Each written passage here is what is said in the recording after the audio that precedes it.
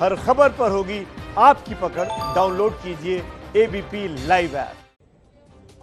स्वागत है आपका एबीपी न्यूज पर। आपके साथ मैं हूं आदर्श झा। पीएम मोदी ने आज आगरा मेट्रो का शिलान्यास किया और इस दौरान पीएम ने कोरोना वैक्सीन पर भी बात की और साथ ही नसीहत दी कि जब तक वैक्सीन आ नहीं जाती, सावधानी ही कोरोना का बचाव है। सुनिए। कोरोना के टीका का इंतजार है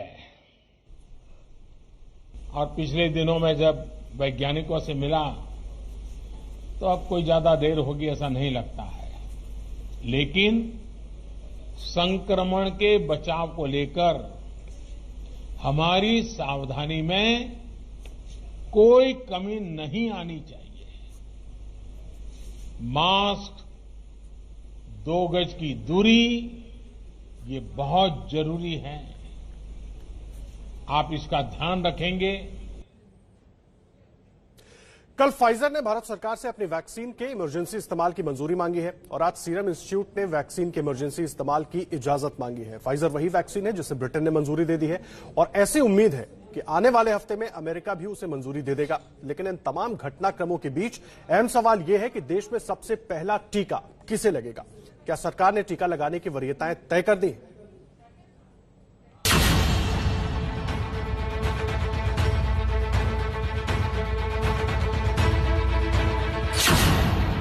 क्या ब्रिटेन के बाद भारत भी देगा फाइजर की वैक्सीन को मंजूरी?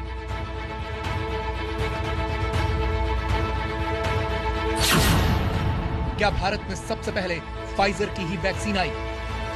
यह सवाल इसलिए क्योंकि फाइजर ने भारत सरकार से अपनी वैक्सीन को मंजूरी देने की मांग की है। भारत में किसी भी वैक्सीन को मंजूरी drugs controller general of India यानी डीसीजीआई देता है। फाइजर ने डीसीजीआई को 4 दिसंबर को पत्र लिखकर मंजूरी मांगी है। फाइजर की वैक्सीन को यूके और बहरीन में पहले ही मंजूरी मिल गई है। बुधवार को फाइजर की वैक्सीन को मंजूरी देने वाला यूके पहला देश बना था। इसके बाद शुक्रवार को बहरीन ने भी फाइजर की वैक्सीन को मंजूरी दे दी। भारत बेसब्री से वैक्सीन का इंतजार कर रहा है। खुद प्रधानमंत्री मोदी ये कह चुके हैं कि बस कुछ ही हफ्तों के बाद वैक्सीन मिल जाएगी। एक्सपर्ट्स ये मानकर चल रहे हैं कि अब कोरोना की वैक्सीन के लिए बहुत ज्यादा इंतजार नहीं करना पड़ेगा। माना जा रहा है कि अगले कुछ हफ्तों में कोरोना की वैक्सीन तैयार हो जाएगी। जैसे ही वैज्ञानिकों की हरी झंडी मिलेगी, भारत में टीकाकरण अभियान शुरू कर दिया जाएगा। तो क्या वो वैक्सीन फाइजर की ही होगी? फाइजर की वैक्सीन को बहुत जल्द अमेरिका में भी मंजूरी मिलने वाली है। अमेरिका में 10 दिसंबर को एफडीए की बैठक होनी है। इस बैठक में फाइजर की वैक्सीन को अप्रूवल देने पर बात होगी। इस वैक्सीन को अप्रूवल मिलना तय माना जा रहा है। अगर ऐसा हुआ तो अमेरिका में 11 दिसंबर से टीकाकरण संभव है। जानकारों का मानना है कि ब्रिटेन के बाद अगर अमेरिका भी इस वैक्सीन को मंजूरी दे देता है तो भारत सरकार को भी बहुत ज्यादा देर नहीं करनी चाहिए। ये बात बिल्कुल सही है। हर कंट्री का अपना मानक होता है, अपनी ऑर्गेनाइजेशन होती है जो आंसरेबल होती है उसके लोगों, संवैधानिक ऑर्गेनाइजेशन डीसीजीआई, और वो अपने हिसाब से इसको स्टडी करेगी। लेकिन मैं बस एक ही चीज एक्सपेक्ट करता हूँ और होप करता हूँ कि जो भी वो डिसीजन ले, पॉजिटिव या नेगेटिव, उसमें रेगुलर टाइम्स, क्योंकि ये पेंडेमिक है, रोज 500-600 लोग भारत में भी मर रहे हैं, पूरे वर्ल्ड में हजारों की तादाद से मर रहे हैं। तो अगर वो देख रहे हैं डाटा अच्छा है, और ये जानना जरूरी है यूके की ऑर्गेनाइजेशन एमएचआरए के काफी हाई स्टैंडर्ड्स हैं, उनको एफडीए के भी बहुत बहुत हाई स्टैंडर्ड्स हैं। तो अगर एफडीए से भी अप्रूवल मिलता है, एमएचआरए से भी मिल चुका है, तो फिर देखना जरूरी होगा कि हम इसे अप्रूव करें या ना करें। लेकिन उस प्रोसेस को लंबा डिले करना थोड़ा सा अनप्रैक्टिकल होगा, बिकॉज आपके सामने टाइम की कॉस्ट लाइव्स है। लेकिन फाइजर की वैक्सीन के साथ सबसे बड़ी समस्या उसके तापमान को लेकर है। फाइजर की वैक्सीन को रखने के लिए -70 डिग्री सेल्सियस के तापमान की जरूरत होगी। इसीलिए यह माना जा रहा है कि क्या यह वैक्सीन भारत जैसे विकासशील देश के लिए कारगर होगी। फाइजर की प्रैक्टिकलिटी, जैसे मैं बहुत महीनों से आपके शो में बता रहा हूँ, इंडिया में बहुत लिमिटेड है। ऑल्दो उन्होंने वो -70 डिग्री से पार आने के लिए सॉलिड कार्बन डाइऑक्साइड, जिसे हम ड्राई आइस बोलते हैं, उसको बॉक्सेस में रख के, और सुपर रेफ्रिजरेटर अमेरिका में ऑलरेडी अलग अलग फार्मेसीज के सामने आ चुके हैं, जिनकी एक अपडेटेड कॉस्ट $10,000 के करीब पड़ती है। तो काफी आगे बढ़ चढ़ के आ रहे हैं और भारत की प्रैक्टिकलिटी मेट्रो सिटीज में कितनी है, ये आई एम श्योर गवर्नमेंट बहुत अच्छा काम कर रही है, वो इसे देखेगी मेट्रो सिटीज में, रूरल में तो ये पॉसिबल।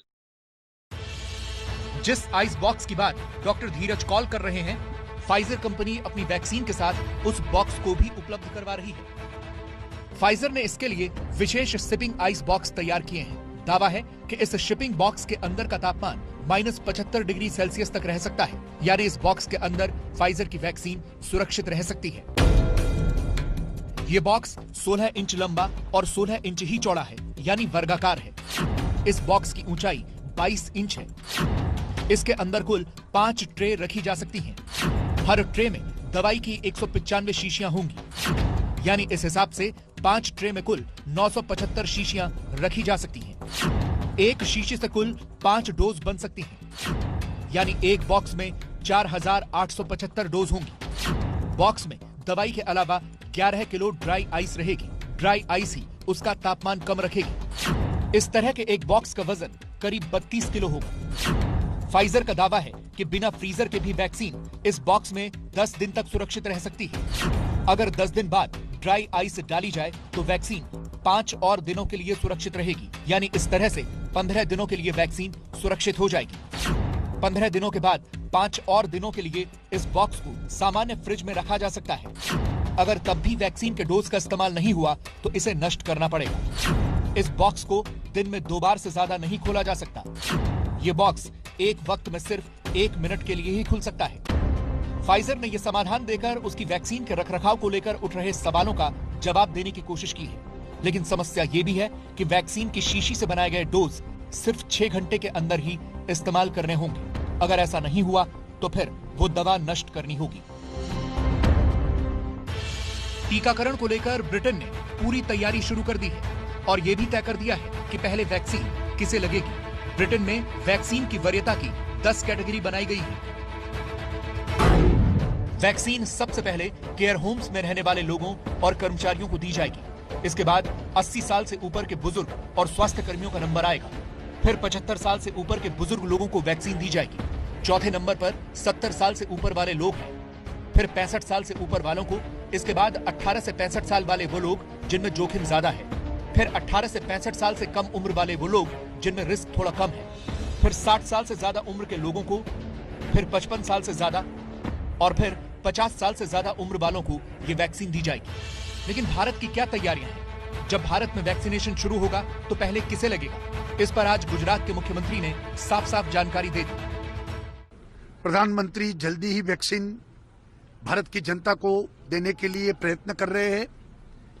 उसने बताया है कि तुरंत ही थोड़े बहुत सप्ताह में ही ये वैक्सीन आ जाएगी। गुजरात ने पूरी तैयारी करके रखी है। 4 स्टेज जो बताया है कि हेल्थ वर्क कर्मचारी, दूसरा स्टेज में कोरोना वॉरियर्स जो काम कर रहे हैं वो सभी कर्मचारी, तीसरा स्टेज में 50 साल से नीचे 50 साल से ऊपर वाले लोग जो एजेड लोग हैं उनको वैक्सीन कैसे मिले, और चौथे स्टेज में जो 50 के नीचे है लेकिन गंभीर बीमारी से पीड़ित है उन लोगों को भी वैक्सीन देने के लिए आयोजन किया है। पूरा तंत्र इस काम में लगा हुआ है। शुक्रवार की सर्वदलीय बैठक में प्रधानमंत्री नरेंद्र मोदी ने भी कुछ ऐसी ही जानकारियां देश के सामने रखी थी। टीकाकरण के पहले चरण में किसे वैक्सीन लगेगी, इसे लेकर भी केंद्र सरकार राज्य सरकारों से मिले सुझावों के आधार पर काम कर रही है। इसमें प्राथमिकता कोरोना के मरीजों के इलाज में जुटे health care workers, frontline workers और जो पहले से गंभीर बीमारियों से जूझ रहे हैं वैसे बुजुर्ग लोगों को दी जाएगी। भारत सरकार भी वैक्सीन लगाने की वरीयता का क्रम तय कर रही है, लेकिन सवाल यह है कि सरकार की तैयारियां कैसी हैं? एक तरह से मानकर चलिए कि सभी कमर कस के तैयार बैठे हैं। करीब करीब 8 ऐसी संभावित वैक्सीन है जो ट्रायल के अलग अलग चरण में और जिनकी मैन्युफैक्चरिंग भारत में ही होनी है, जैसा यहां चर्चा में भी बात आई, भारत की अपनी 3 अलग अलग वैक्सीन का ट्रायल अलग अलग चरणों में है। वैक्सीन के डिस्ट्रीब्यूशन को लेकर भी केंद्र और राज्य सरकार की टीमें मिलकर के काम कर रही हैं। भारत के पास वैक्सीन डिस्ट्रीब्यूशन एक्सपर्टाइज और कैपेसिटी भी है। दुनिया के अन्य देशों के मुकाबले इस क्षेत्र में हम बहुत बेहतर हैं। हमारे पास टीकाकरण के लिए दुनिया का बहुत बड़ा और अनुभवी नेटवर्क भी मौजूद है। जो कुछ अतिरिक्त कोल्ड चेन इक्विपमेंट, अन्य लॉजिस्टिक की जरूरत पड़ेगी, राज्य सरकारों की मदद से उसका भी आकलन हो रहा है।